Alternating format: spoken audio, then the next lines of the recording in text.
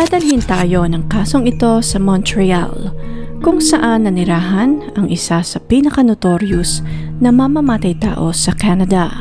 Unang nakilala ng buong mundo ang lalaking si Luca Magnotta noong May 30, 2012 nang pangalanan siyang sospek sa isang karumal-dumal na krimen sa Montreal. Nangyari ang krimen na ito sa kagustuhan ni Luca na paingayin ang kanyang pangalan sa ngalan ng kasikatan. Samahan niyo ako at ating balikan ang kasong ito na tsak na magpapakulo ng inyong dugo. Ipinanganak si Eric Clinton Kirk Newman sa Scarborough, Ontario noong July 24, 1982. Nang sumapit ang 2006, legal niyang pinapalitan ang kanyang pangalan ng Luca Rocco Magnotta. Ginawa niya ito bilang hudyat ng panibagong buhay para sa kanya. Subalit bago pa man marating ni Luca ang puntong iyon, naging napakasalimuot muna ng kanyang pinagdaanan. Nagmula si Luca sa isang magulong pamilya at ito ang pundasyon na bitbit niya sa kanyang pagtanda. Bata pa lamang si Luca ay nakaranas na siya ng matinding isolation mula sa kanyang ina. Unstable din ang mental health ng kanyang ama, kaya't hindi nakakapagtaka na maliit pa lamang si Luca ay nagpakita na rin ito ng mga signs na meron din itong sakit sa pag-iisip. Ang kanyang mga magulang ay sina Anna Yorkin at Donald Newman. 16 at 17 years old pa lamang ang mga ito nang ipinanganak nila si Luca. Masyado pang mga bata para magbuo ng sarili nilang pamilya. Si Luca ang panganay sa tatlong magkakapatid. Ang ina ni Luca na si Anna ay mayroong sakit na germophobia o isang tao na may matinding takot sa germs o mikrobyo. Dahil dito, lahat silang magkakapatid ay homeschooled. Naipasok lamang silang magkakapatid sa isang regular na paaralan nang tumuntong sila ng grade 6. Dahil sa sakit na ito ng kanyang ina, pinagbawalan silang makipag-usap o makipagkaibigan kahit na kanino, kaya't lumaki si Luca na walang kaibigan. Bukod sa sakit na ito ng kanyang ina, abusado din ito sa kanilang magkakapatid. Napakaraming pagkakataon na pinaglakan sila nito ng pinto at ilang beses din sila nitong ikinulong sa loob ng sasakyan. Ang kanyang ama naman na si Donald Newman ay na-diagnose ng paranoid schizophrenia noong 1994. Dahil sa patong-patong na problemang ito ng mag-asawa, hindi nagtagal ay nauwi din ang kanilang pagsasama sa diborsyo. Matapos ma-finalize ang lahat, iniwan siya ng kanyang mga magulang sa kanyang maternal grandmother na si Phyllis at ito na ang nagpalaki sa kanya. Katulad ng kanyang ama, na-diagnose din si Luca ng paranoid schizophrenia.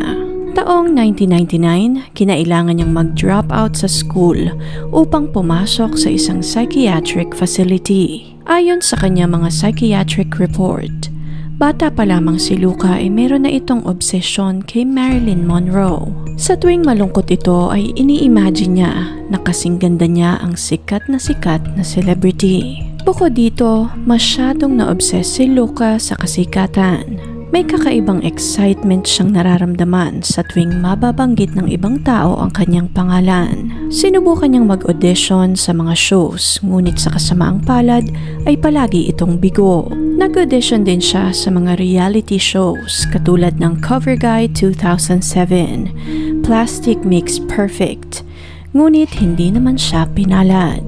Pero hindi pinanghinaan ng loob si Luca. Dito na pinasok ni Luca ang adult film industry. Lumabas siya sa ilang mga videos ng nasabing tema. Nagtrabaho din siya bilang isang male escort at stripper. Ngunit lahat ng ito ay hindi naman nagbigay ng kasikatan sa kanya. Sa kabila ng kanyang pagsusumikat, palagi pa rin siyang nare-reject sa kanyang mga auditions at para bang wala namang pinatutunguhan lahat ng kanyang ginagawa. Dito na naisip ni Luca na baka naman overrated lamang talaga ang pag-aartista, na hindi naman niya talaga kailangang mapabilang sa isang malaking produksyon para sumikat, na baka kailangan niya lang magpanggap na sikat na talaga siya upang makuha ang atensyon ng lahat. Nang sumapit ang taong 2009, nakabuo ng plano si Luca. Isang plano kung saan magpapanggap siya na sobrang sikat na niya talaga. Para maisagawa ang plano, gumawa siya ng 70 fake na account sa social media. Bukod sa kanyang official account, nagpanggap din siya ng mga fans gamit naman ang iba pang accounts na siya din naman ang gumawa. Ang mga fake accounts na ito ang nagpakalat ng mga chismis at balita tungkol sa kanya. Mga chismis na konektado di umano siya sa mga sikat na tao sa Hollywood. May isang article pa na lumabas na dati niya di umanong dinate si Madonna. At si Marilyn Monroe di umano ang kanyang tunay na ina. May isa pang artikulo na lumabas na karelasyon niya di umano ang sikat na serial killer na si Karla Homolka. Nag-post din siya ng mga larawan kung saan makikita na nilibot niya ang buong mundo katulad ng mga sikat na celebrities sa Hollywood. Pero ang totoo, lahat ng ito ay kasinungalingan lamang. Sa kabila ng lahat ng ito, hindi pa rin siya naging sikat katulad ng kanyang pinapangarap. Nang sumapit ang 2010, dito na nagdesisyon si Luka na baguhin ang kanyang stratehiya. Isang plano na gugulantang sa buong mundo. Isang malagim na plano na hinding-hindi makakalimutan ng sino mang makakapanood. Sa pagpapatuloy ng plano, kumuha si Luka ng 2 maliit na kuting at vinidyo niya kung paano niya pinatay ang mga pusa. Sa video na ito, hindi makikita ang mukha ni Luka. Nang matapos ang lahat, saka naman niya ito in-upload sa YouTube. At katulad nga ng kanyang inaasahan, napakabilis na nag-viral ng nasabing video. Galit na galit ang mga taong nakapanood ng video at talaga namang bumaha ng mga komento sa comment section. Ngunit baliwala itong lahat kay Luka. Ito mismo ang eksaktong reaksyon na gusto niyang makuha mula sa kanyang mga manonood. Dahil napakaraming nanood at nag-share ng kanyang video, nagdesisyon si Luka na muling gumawa ng parehas na video. At nasundan pa nga ito ng ilan pang parehas na video. Nang mga panahong ito, mahina pa ang moderation system ng YouTube, kaya't hindi pa ganoon kabilis na madetect ang mga ganitong klaseng video sa platform. Sa tuwing madedetect naman ng YouTube ang kanyang video, binablock nila agad ito at dinidelete kaagad sa platform. Ngunit baliwala lahat iyon kay Luka. Inuulit lamang niya ang proseso. Gumagawa siya ng bagong account at muling ina-upload ang video sa YouTube. Dahil paulit-ulit ang ganitong cycle, napakaraming tao online ang talaga namang nagalit kay Luka. Nais nilang mapanagot ang sino mang nanakit sa mga pusa sa video. Dito na nagsimulang mag-imbestiga ang mga tao online. Bumuo sila ng online group upang mahanap ang may-ari ng mga videos. Inimbestigahan ng mga tao lahat ng anggulo, ultimo pinakamaliit na detalye ng mga videos, kung saan nakitang pinapaslang ang mga kuting, ang mga detalye ng mga dingding at kahit na anong maliit na bagay na magbibigay sa kanila ng clue kung saan matatagpuan si Luka. At tumagal ang paghahanap at investigasyon na ito ng halos 2 taon.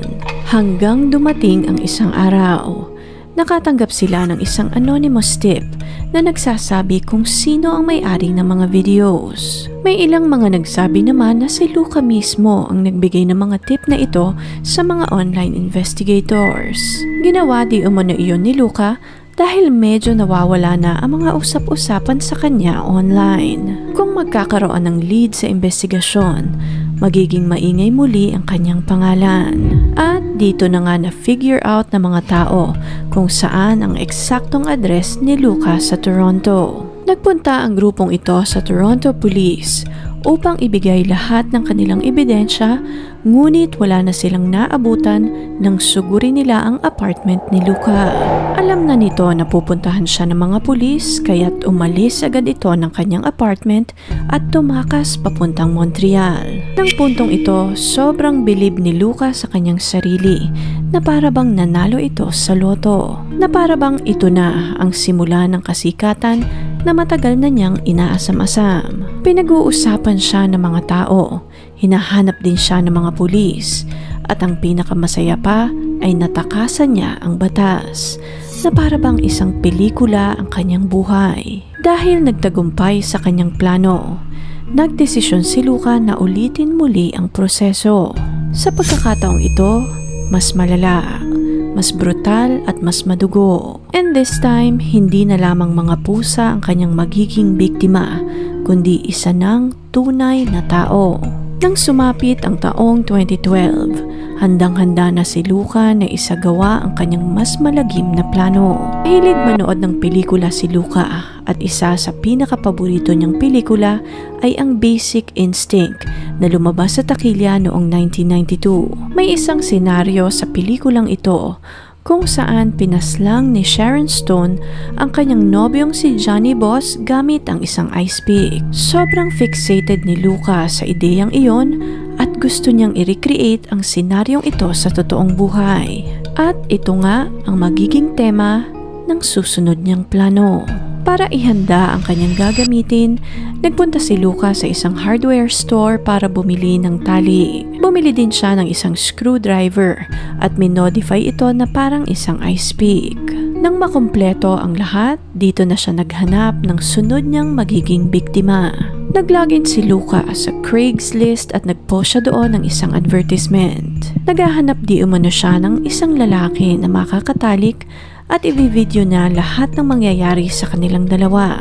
Nakita ng lalaking si Junlin ang patalastas na ito ni Luca at okay siya sa lahat ng kondisyon nito. 33 years old si Junlin ng mga panahong ito at isang computer engineering student sa Canada. Katulad ni Luca, miyembro din ito ng LGBT community. Nag-reply si Junlin kay Luca at dito na nga siya inimbitahan nito sa kanyang apartment. Nang makarating si Junlin sa apartment ni Luca, uminom muna sila ng wine at nagkwentuhan. Ngunit ang hindi alam ni Junlin ay nilagyan na pala ni Luca ng pampatulog ang kanyang wine. Kaya't ilang minuto pa lamang ay nawala na ito ng malay. Nang masigurong mahimbing na ang pagkakatulog ni Junlin, itinali ni Luca ang mga paa at kamay nito sa kama. Pagkatapos noon ay saka naman niya sinet up ang kanyang camera. Nang maayos na ang lahat, dito na pinagsasaksak ni Luca ang walang kamalay-malay na si Junlin gamit ang ice pick na kanyang ginawa. At katulad ng kanyang plano, lahat ito ay nakuha sa video na parang katulad ng senaryo sa pelikulang Basic Instinct. Hindi pa dito natapos ang kabaliwan ni Luca. Nang masigurong patay na si Junlin, kumuha pa ito ng isang tuta at pinaslang niya rin ito sa harap ng camera. At bilang pinale, in-upload niya ang video na ito sa YouTube. Nang matapos ang lahat, pinagpira-piraso niya ang katawan ni Junlin. Inilagay niya ang ilan sa mga parte ng katawan nito sa isang maleta. Ang iba naman ay tinapon niya sa basurahan. Ang iba ay ipinadala niya sa opisina ng mga major political party sa Canada. At ang natitira naman ay ipinadala niya sa 2 elementary schools sa kanilang lugar. Dahil sa ginawang ito ni Luca, sumabog ng malala ang kasong ito sa media at telebisyon. At dito na nga nagsimula ang investigasyon ng mga pulis. Sa apartment naman ni Luca, nakita ng isang janitor ang isang maleta na nakatiwangwang sa tambakan ng basura. Tinawagan niya ang mga pulis dahil masama ang hinala niya sa laman ng maletang iyon. Nang dumating naman ang mga pulis, nakumpirma ng mga ito na iyon nga ang ibang parte ng katawan ni Junlin. Dito na napagtagni-tagni ng mga pulis ang lahat. Ang uploaded na video sa YouTube, ang packages na ipinadala ni Luca sa iba't ibang lugar. Na-recover din nila ang CCTV sa post office at nakumpirma nila ang pagkakakilanlan ni Luca. Nireview din nila ang CCTV sa building ng apartment nito at doon nakumpirma nila na magkasama sina Luca at Junlin ng gabing huli itong nakitang buhay. Nakumpirma din nila sa CCTV na si Luca din ang nagtapon ng maleta sa basurahan. Ngunit na mga panahong ito, alam na ni Luca na alam na ng mga pulis na siya ang suspect sa krimen. Kaya't dali-dali itong tumakas. Nagsuot ito ng wig at saka nagbook ng ticket mula Montreal papuntang Paris, France. Makalipas ang ilang linggo, nagbiyahe din ito papuntang Berlin upang mailigaw ang mga otoridad. Nang mga puntong ito, walang kaide-ideya ang Montreal Police kung saan nila hahanapin si Luca. Pakiramdam nito na mga puntong iyon ay siya na naman ang nagwagi sa karera at isa na namang proyekto ang kanyang napagtagumpayan. Ngunit may katapusan ang lahat ng kasamaan ni Luca. Makalipas ang ilang linggo, pumunta si Luca sa isang internet cafe sa Berlin. Nirentahan niya ang isang computer doon at saka sinearch ang kanyang pangalan sa Google. Naisa na niyang malaman kung pinag-uusapan pa rin siya ng buong Canada. Subalit habang naroroon, namukaan siya ng may-ari ng internet cafe. Kaya tumawag agad ito ng pulis at dito na nga siya nadakip ng mga otoridad. Naibalik siya ng Canada at isinailalim sa trial at sa huli nabigyan ito ng parusang habang buhay na pagkakakulong. Ipiniit si Luca sa Port Cartier Institution na isang maximum security facility. Nang sumapit naman ang 2022, nailipat siya sa isang medium security facility sa La Macaza Institution. Habang nasa kulungan naman, nakilala niya ang isang preso na nagngangalang Anthony Jolin. Nagpost ito ng isang advertisement sa Canadian Inmates Connect at may title ang patalastas na ito na Prince Charming. Katulad ni Luca, nakakulong si Anthony dahil sa kaso ng pagpatay at nabigyan din ito ng parusang habang buhay na pagkakakulong. Taong 2017, naipabalita na nagpakasal na nga ang dalawa at naganap ang seremonya sa Port Cartier Institution at ang kanyang inang si Anna Yorkin ang nagsilbing witness sa kanilang pag-iisang dibdib. Taong 2025 naman, naipabalita na hiwalay na ang dalawa. Ang kasong ito ay isang malinaw na halimbawa na ang mental health issues ay isang epidemya na hindi dapat na binabaliwala. Kapag pinagsama ang kasakiman, ang delusyon, ang obsesyon at mental issues, tsak na wala itong maidudulot na maganda. Sa kaso ding ito, maliwanag na napakalaki ng papel na ginagampanan ng mga magulang sa buhay ng kanilang mga anak. Lahat ng nangyayari sa loob ng pamamahay, lahat ng mga karanasan, pakiramdam, nakikita at nararanasan ng mga bata sa kanilang pamamahay ang siyang magiging pundasyon nila sa kanilang pagtanda. Kung normal na pangitain ang karahasan sa kanilang pang-araw-araw na pamumuhay, hindi malayong isipin nila na ayos lamang na manakit ng kapwa. Ngunit ano po sa inyong palagay? Nagawa kaya ni Luca ang krimeng ito dahil sa impluwensya ng kanyang nakaraan o di kaya naman ay para sa kanya ay laro lamang ang lahat? Kung interesting po ang kasong ito para sa inyo, please leave a comment and share your thoughts sa comment section below. Please click on the subscribe button and notification bell as well para updated kayo sa mga susunod pang videos. Salamat po and see you on the next one.